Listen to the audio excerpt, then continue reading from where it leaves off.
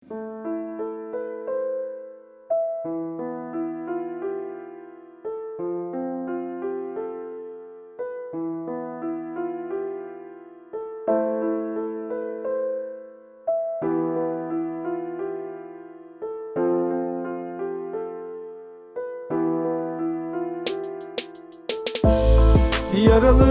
sarmadın, gözlerime bakmadın.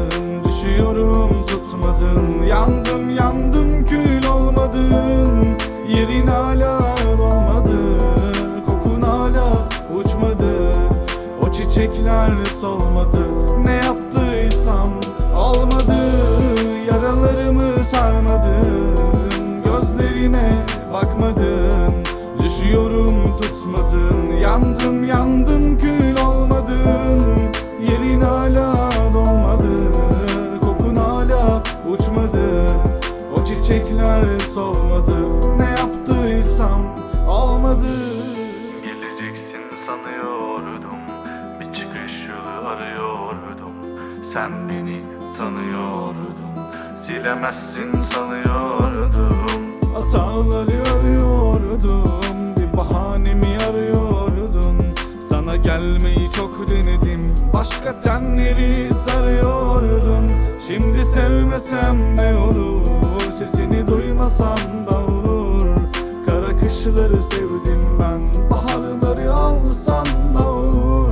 Şimdi sevmesem de olur, sesini duymasam da olur. Kara kışları sevdim ben, baharları alsan da olur. Yaralarımı sarmadın, gözlerime bakmadın. Düşüyorum tutmadın, yandım yandım kül olmadın. Yerin hala dolmadı, kokun hala uçmadı. O çiçekler solmadı, ne yaptıysam olmadı. Yaralarımı sarmadın, gözlerime bakmadın. Düşüyorum tutmadın, yandım yandım kül olmadın. Yerin hala dolmadı, kokun hala uçmadı. O çiçekler solmadı, ne yaptıysam olmadı. Yaralarımı sarmadın, gözlerime bakmadın. Düşüyorum tutmadın, yandım yandım kül olmadın. Yerin hala dolmadı, kokun hala uçmadı. O çiçekler solmadı, ne yaptıysam olmadı.